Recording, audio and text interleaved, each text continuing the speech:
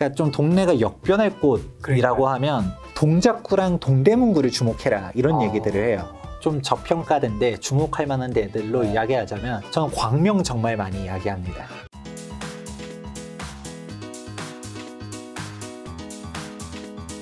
그럼 이제 어느 지역이 좀 유망한지 서울 경기도에서부터 그다음에 좀 5대 강력시 한번 좀 짚어볼까 하는데 5대 강력시는 한 번도 안 짚어본 것 같아요. 지금 TV에서 5대 강력시 부산, 대구, 강주, 울산, 대전인데 이 지역들은 어떨까요?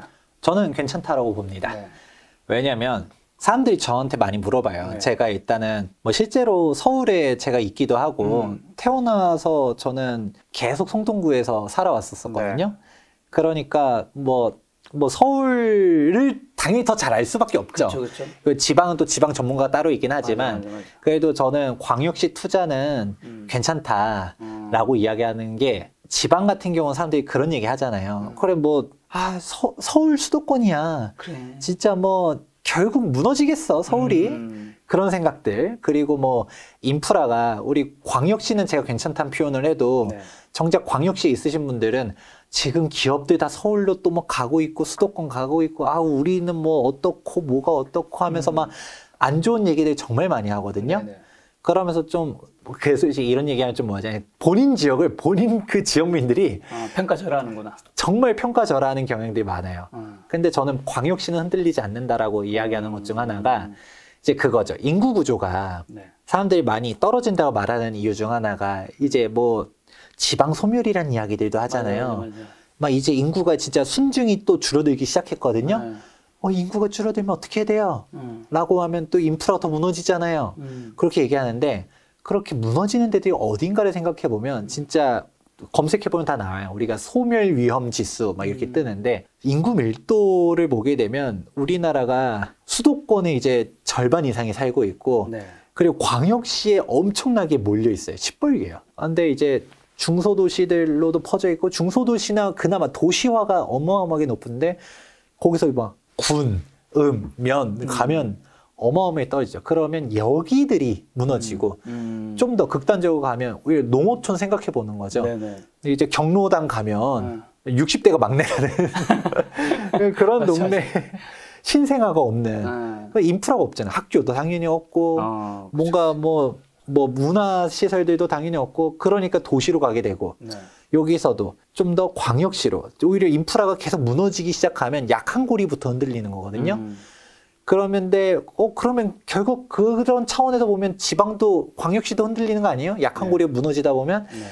근데 대한민국이 진짜 망조가 되지 않는 이상은 결국은 그 지역에도 사는 사람들은 존재해요. 왜냐하면 땅이 우리나라 그렇게 넓다라고 느끼지도 않는데 그 좁은 땅에 수도권에는 다 몰려 있다?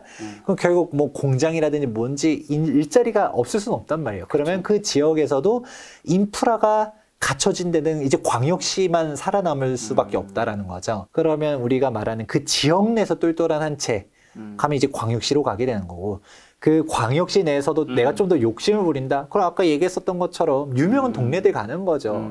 뭐 유성구, 수성구, 해운대 막 이런 식으로 가면 되는 거기 때문에 사실 광역시를 내가 산다. 그리고 광역시 영상을 좀 예의주시하면서 보는 사람들은 아마 그 지역민들이 관심이 많으실 거예요. 저는 괜찮다라고 봅니다. 이 똘똘한 한 채라는 거를 또 여기서 한 발 더 나아가면 서울이 더 올라가잖아요. 저 서울 오히려 대구 사는 사람들한테는 대구 사세요라고 이야기하거든요. 왜냐하면 제일 중요한 세후 수익이에요. 아무리 내가 서울을 샀다 하더라도 일자리가 대구에 있어. 실거주가 안 되잖아요. 그러면 일반 세율이거든요. 1주택자라 하더라도. 그러면 양도차익이 3억이면 1억이 세금이고요. 5억이면 2억이 세금이고요. 10억이면 4억 2천 정도가 세금으로 나가요. 그러면 예를 들어서 아무리 서울 투자해서 10억을 벌었다 하더라도 대구에 한 7억 올라가는 게 세후 수익은 맞고 오히려 그것도 나는 실거주라니까 전월세 비용이 안 나가고 또 마음도 편하고 전월세면 또 어째 막 집주인이 또 뭐 올려달라 뭐 해다 하면 사실 전세 난민이 돼버리잖아요. 집이 있다 하더라도 이게 막 또 팔고 나면 또 이게 애매하고 그렇게 되니까 그 똘똘한 한 채라는 거를 제가 뭐 그전에는 사실 똘똘한 한 채라고만 했는데 정확하게 내가 실거주 가능한 선에서 최대한 똘똘한 한 채로 가라 이렇게 이야기를 하죠. 자, 그러면 2022년 기준으로 했을 때는 부산, 대구, 강주, 울산, 대전 중에서는 어디가 좀 더 오를 것 같으세요? 이 5개 중에서만. 사실 너무 성격이 달라요. 아까 제가 얘기했었던 말의 정답이 있는데 제가 실구주 가능한 선에서 똘똘한 체라고 했잖아요. 그러면 예를 들어 뭐 제가 대전이 괜찮아요 라고 했다 해서요. 대구 분이 대전 가서 살 수는 없을 거예요. 물론 아니, 대전이랑 부산에서는 그 지역 기준으로 했을 때 그 지역에 이제 입주민들, 사시는 분들. 그러니까 다 괜찮다고 보는데 저는 그래도 굳이 하나 이야기를 하자면 네. 저는 대구가 네. 말이 좀 많잖아요. 그렇죠. 저도 대구에 친한 동생이 있고 제가 고향이 대구인데 내년에 좀 걱정을 많이 하더라고요. 왜 걱정하는 거죠? 대구가 저는 오히려 뭐 그래도 뭐 광역시 다 괜찮아요라고 하면 좀 그러니까 대구는 좀 주목해 보면 좋을 것 같아요. 왜요? 대구가 지금 말들이 많죠. 뭐 분양 물량이 과도하다. 네. 실제로 뭐 미분양도 나온다. 뭐다 뭐 이런 식으로 얘기 나오는데 어떻게 되는 거예요? 이게 막 사실 공급이 많은 건 맞아요. 공이 많다. 네, 실제로 대구 같은 경우는 지금 뭐 서울은 뭐 올해 특별하게 분양에서 뭐 이슈된 거 뭐 레미안 원베일리 말고는 기억나는 게 없을 거예요. 네. 청약들이 다 밀리고 있고 둔촌주공은 분양한다라고 한 게 언젠데 아직도 분양 안 하고 있고 막 그러잖아요. 뭐 내년에 한다라고 해도 내년도 지켜봐야겠죠. 맨날 이렇게 파행으로 가면. 근데 이제 뭐 서울 수도권에서 뭐 분양했다라고 하면 막 그냥 막 경쟁률이 막 박 터지고 막 가점이 어쩌고 이러는데 네. 뭐 대구는 그냥 주워갈 수 있잖아요. 미분양이 있어요.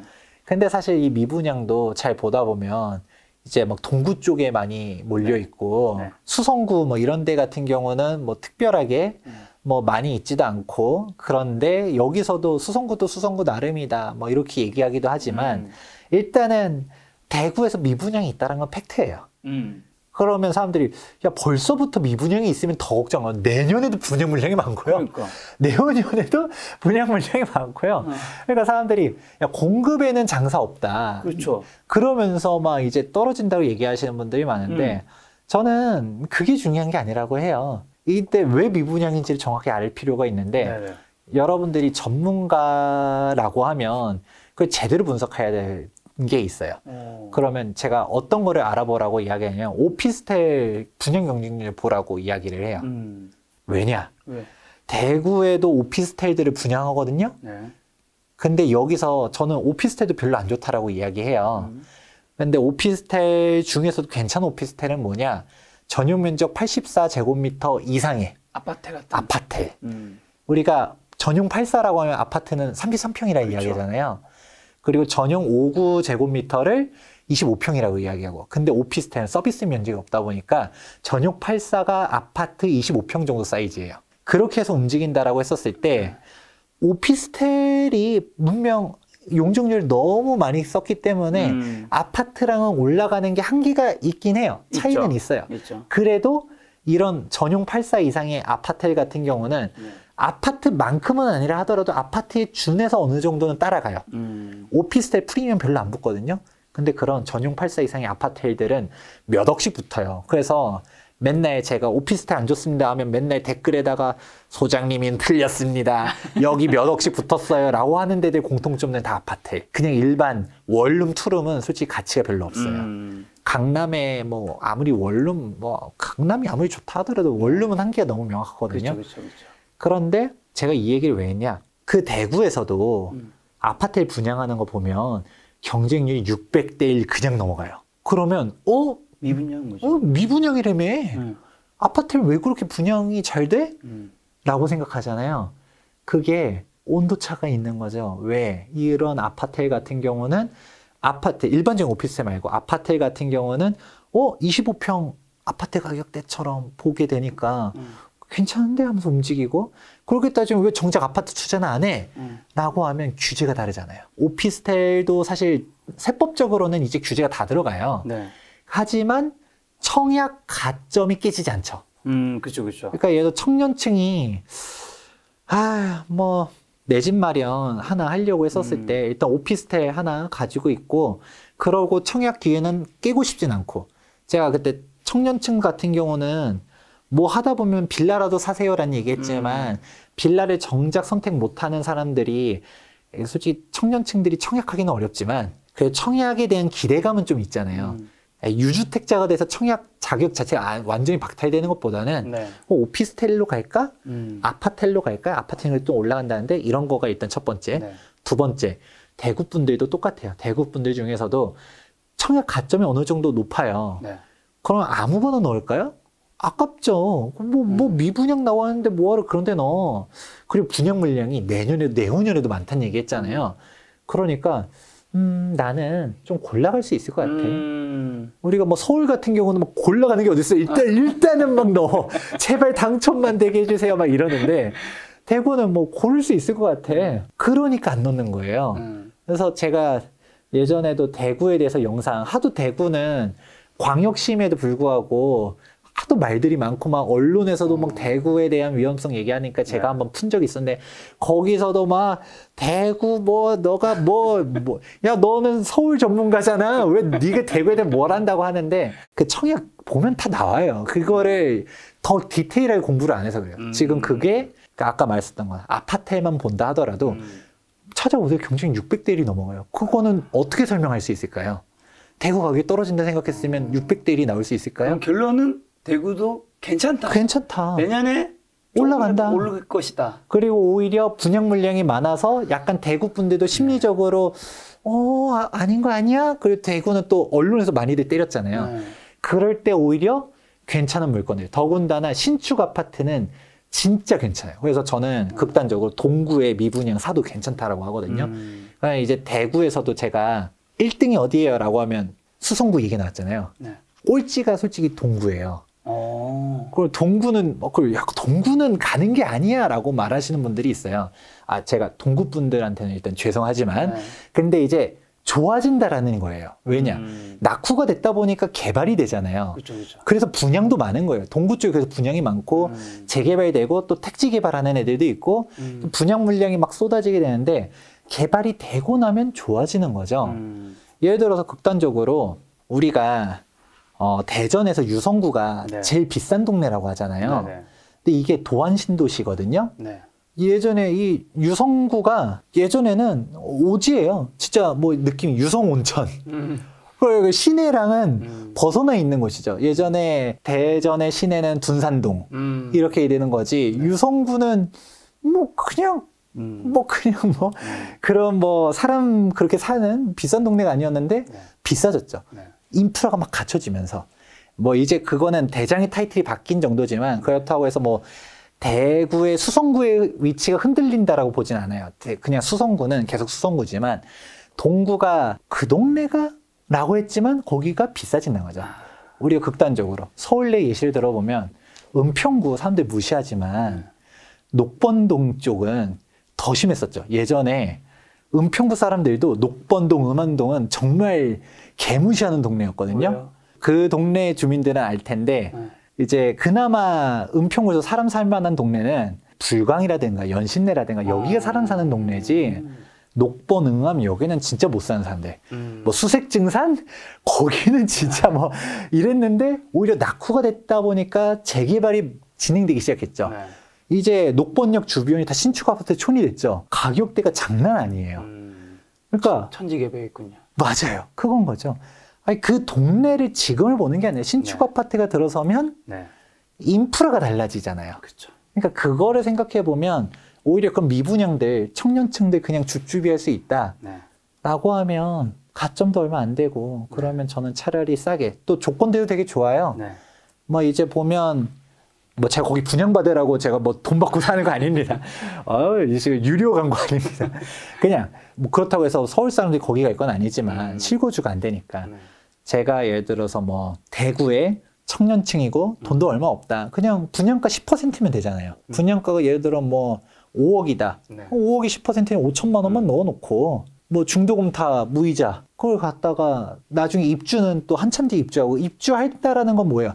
그때 신축 아파트들이 다 같이 움직이니까 그게 차라리 괜찮다. 이런 얘기들을 하죠. 요대를 도시를 얘기했으면 서울 경기도에서는 좀 한 군데씩만 서울에서 제일 좋은 거 강남 당연히 빼고 그쵸. 저는 약간 좀 그런 거 너무 뻔한 얘기. 아까 강남 상구 좋아요. 이거 의미 없잖아요. 의미 없죠. 용산 좋아요. 개발 오지 마요. 이거 의미 없잖아요. 아마 여러분들이 그나마 좀 저평가된 데를 가고 싶다. 그러니까 그거. 그러니까 좀 동네가 역변할 곳이라고 그러니까요. 하면 저는 정말 추천 많이 하는 데 중 하나가 두 군데를 그래도 얘기하겠다. 네. 비슷한 느낌으로. 동작구랑 동대문구를 주목해라. 이런 얘기들을 해요. 이 둘의 공통점이 지금 같은 동이네요. 네. 그러네요. 그 생각은 못 해봤는데. 같은 동? 순간, 미묘한 포인트에서 빵 터졌는데. 네. 근데 이제 공통점이 솔직히 지금 현재의 이미지는 별로 좋지가 않아요. 이게 동작구 하면 뭐 그렇게 비싼 동네인가? 뭐 흑석동 같은 경우는 괜찮다라고 하지만 당장 노량진만 해도 노량진 뉴타운이 막 핫하대라고 해도 뭐 사람들 이미지는 아직도 노량진 뭐 이러잖아요. 동작구에 숭실대가 있지 않나요? 네, 맞습니다. 숭실대도 있고 중앙대도 있고 그렇죠. 그러면 우리가 뭐 좀 뭔가 그런 느낌들 오히려 학교를 뭐 예를 들어 중앙대 나왔다라고 하면 흑석동에 대한 이미지가 썩 좋지 않아요? 그냥 그 동네 뭐 별거 없었는데 네. 이렇게 하는데 지금 완전 역변하고 있죠. 흑석 아크로 리버하임, 흑석 7구역 여기가 가격대가 뭐 30억 돌파하고 근데 아직 흑석이 미완성의 흑석인데 그 가격. 그리고 노량진 뉴타운도 정말 달라지고 있는데 노량진 뉴타운 체감을 못하는 게 여기가 아직 완성이 안 됐잖아요. 그럼 노량진 하면 아직도 뭐 컵밥, 뭐 고시원, 뭐 그러고서 뭐 그냥 또 수산시장 이런 거밖에 안 떠오르고 뭐 빌라 지역들 저 동네가 막 이런 식으로 생각하는데 그 뉴타운들이 완성되고 나면 이제 입지가 보이는 거죠. 예를 들어서 흑석동도 그렇고 노량진도 그렇고 9호선이 지나가죠. 강남 가기 좋죠. 그리고 여의도 가기 좋죠. 여기서 노량진 같은 경우는 1호선도 지나가죠. 그러고서 이제 경전철도 이제 또 뚫리죠. 그렇게 되면 이제 3도심을 다 뚫고 가요. 이제 막 그 1호선 타고서 시청도 가고 종각도 가고 종로 가고 막 이렇게 가니까 3도심 다 가고 동작구가 사실 우리가 중앙이 중요하잖아요. 살짝씩 약간 좀 아쉬운 부분들이 있어요. 예를 들어 마포구 같은 경우는 다 좋은데 강남 가기가 조금 힘들다. 맞아요. 이런 부분도 있고 뭐 성동구 같은 경우는 우리가 또 여의도 가기가 조금 멀다. 우리가 3도심 얘기하잖아요. 이제 한양 도성, 우리 시청 광화문 일쪽 일대랑 여의도 강남 이렇게 세 개의 업무 축인데 진짜 막 아까 마포 같은 경우는 강남 가기가 힘들고 성동구는 그나마 여의도가 5호선이니까 좀 삥 돌아가긴 해도 한 번에 갈 수는 있긴 하겠죠. 그나마. 그래도 약간 좀 여의도 차로 갈 때는 뭐 조금 뭐 그런 부분들. 그리고 오히려 강남에서는 뭐 저기 뭐 그래도 강남은 사실 교통이 더 편한 것 같긴 하지만 일단은 뭐 그런 식으로 약간의 뭐 그런 부분들이 있다라고 할 수 있는데 동작구가 우리가 그래도 마포, 성동은 비싸잖아요. 조금 그보다 조금 저렴한 데가 좋아질 때를 가고 싶잖아요. 그러면 동작구를 지금 들어간다라고 하면 나중에는 이제 마용성 쪽 라인으로 이제 어깨를 나란히 할 수 있을 만한 그런 라인으로 온다라고 보고 마용성동, 다대천하 우리 삼총사였는데 그렇죠. 그런 식으로 가서 이제 전 동작구를 추천하고 비슷한 의미로 동대문구는 좀 짧게 할게요. 동대문구도 재개발이 정말 많아요. 그 동네를 무시하는 거는 빌라가 너무 많고 그러면 솔직히 주거 여건이라든지 이런 부분들이 약간 좀 떨어지게 되는데 신축 아파트 촌이 형성되게 되면 달라지는 거죠. 대표적으로 뭐 마포구 같은 경우도 그렇고 성동구 같은 경우도 그렇고 우리가 마포에서 아현동이 정말 핫하지만 10년 전, 20년 전에 아현동 빌라촌일 때 이렇게 되고 성동구도 왕십리 뉴타운 거기 막 빌라들 막 오이씨 이 동네가 그렇게 있었어? 옥수동 산동네 달동네 이게 그렇게 좋았어? 이 지금 마용성이 달라지게 원래 전통적으로 좋았었던 동네가 아니었던 거죠. 뭐 용산은 약간 좀 달라요. 용산은 뭐 원래부터 동부이촌동 여기는 핫했었으니까. 근데 마포랑 성동 같은 게 재개발의 힘으로 바뀌었잖아요. 동작구도 재개발의 힘으로 바뀌는 거고 동대문구 같은 경우도 지금 재개발이 정말 많거든요. 그렇게 해서 바뀌게 되는 부분에다가 개발호재도 동대문구는 청량리 역세권 개발이라든가 청량리에 GTX B노선, C노선 들어가고 뭐 경전철도 막 들어서고 호재가 정말 많아요. 그러니까 뭐 이렇게 가는데 둘 중 하나를 픽한다라고 하면 저는 동작구. 왜냐면 동작구는 진짜 성동구, 마포구 완전히 따라잡는다까지는 못한다 하더라도 예를 들어 약간 어깨를 나란히 할 정도로 올라갈 수 있다라고 보는데 동대문구는 그래도 성동구보다는 아류가 될 수밖에 없어요. 제가 제2의 성동구라는 표현을 쓰는데 네. 이 제2라는 표현이 참 그런 게 예를 들어 제2의 판교라는 거는 판교보다는 미칠 수밖에 없잖아요. 그렇죠. 왜냐하면 물리적인 입지가 동대문구 같은 경우는 아무리 뭐 GTX가 뚫린다 하더라도 GTX 타고서 강남 가진 않잖아요. 그러면 이제 성동구에 동호대교 건너서 바로 압구정, 네. 성수대교 건너서 바로 압구정, 옥수역에서 한정거장 가면 압구정역, 서울숲역에서 한정거장 넘어가면 압구정 로데오역. 이거는 이길 수가 없단 말이에요. 그거는 어떻게 할 수가 없는데 근데 동작구는 바로 옆이 강남, 네. 정확하게 서초인데 네. 여기서도 서초구에서 제일 비싼 반포동이 있잖아요. 그러니까 동작구는 입지적으로 보면 정말 사실 진짜 그래서 마용성이랑도 약간 이 급에 같이 들어갈 수 있을 만한 네. 부분이고 동대문구는 일단 성동구를 뛰어넘을 수는 당연히 없겠지만 그래도 이제 우리도 하면서 쫓아갈 수 있을 저평가된 지역들. 나중에 마용성동이라는 키워드가 만들어지면 제가 소장님이 기억하겠습니다. 그렇죠. 자, 이제 경기도는요? 경기도도 이미 비싼데 네. 비싼 데보다도 그렇죠. 좀 저평가된데 주목할 만한 데들로 네. 이야기하자면 저는 광명 정말 많이 이야기합니다. 아, 강명. 네, 광명에 기차역이 있지 않나요? 광명역 KTX도 그죠. 있고요. 네. 근데 제가 여기서 그렇죠. 광명역 그쪽도 되게 비싸요. 괜찮은데 근데 제가 얘기하고 싶었었던 광명은 우리가 말하는 광명동 광명동 쪽에 광명 뉴타운이 정말 많아요. 네. 여기가 광명이 사실 생활권이 거의 준서울이거든요. 네. 그리고 원래 서울에 편입하려고 했었던 계획도 있었어요, 실제로. 그래서 지역번호도 02를 쓰고, 그리고 보다 보면 오히려 구로구가 광명보다도 더 멀은 구로구가 있어요. 우리가 서울이 지도를 보게 이렇게 서울이다가 광명이 딱 치고 들어가다 다시 서울. 서울, 광명, 서울이에요. 네. 그러니까 여기가 뭐 7호선 딱 지나가고 그럼 7호선이 강남까지 가잖아요, 한 번에. 네. 그것도 괜찮고 그런 식으로 가는데 여기가 그나마 조금 안 좋다 생각했었던 거는 여기가 조금 사는 게 뭐 철산동까지는 뭐 괜찮은 것 같은데 광명동은 좀 그런 거 아니야? 라고 하는데 여기가 재개발이 네. 지금 다 되고 있어요. 그것도 25,000세대 대단지고 네. 광명의 가장 핵심 포인트는 속도가 빨라요. 속도가 빨라서 여기가 진짜 뭐 관리처분인가 다 났어요. 네. 딱 한 구역만 안 났는데 네. 광명 12구역만 아직 안 났지만 여기도 지금 그 전 거 분양 신청까지 다 끝났다 보니까 여기도 네. 곧 관리처분인가라는 거죠. 그걸 이제 5년 뒤에는 다 신축 아파트에 싹 들어서거든요. 광명의 재개발을 사도 되지만 광명이라는 이미지 자체가 달라지기 때문에 그냥 거기 광명에 있는 아파트를 사도 괜찮다라는 거예요. 그런 식으로 가면 좀 저평가된 지역들 네. 사도 좋고, 근데 또 여기서 하나만 더 이야기하면 네. 광명도 비싸거든요. 경기도 얘기했잖아요. 네. 아직도 수도권에서 더 싸게라도 가고 싶죠. 인천을 주목하라는 이야기도 해요. 인천. 인천도 솔직히 뭐 송도, 청라 이런 데는 또 가격이 비싼데 여기서도 진짜 인천의 이미지가 있는 데가 미추홀구잖아요. 미추홀구는 하는데 인천도 잘 알아보면 교통호재 되게 많고요.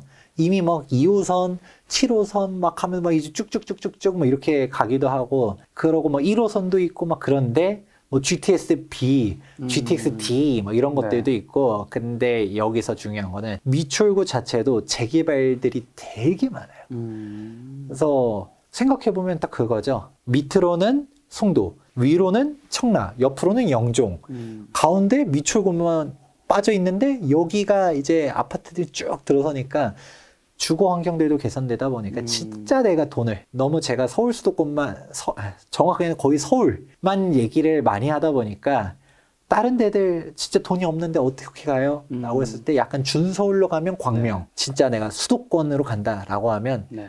인천도 주목해보면 괜찮다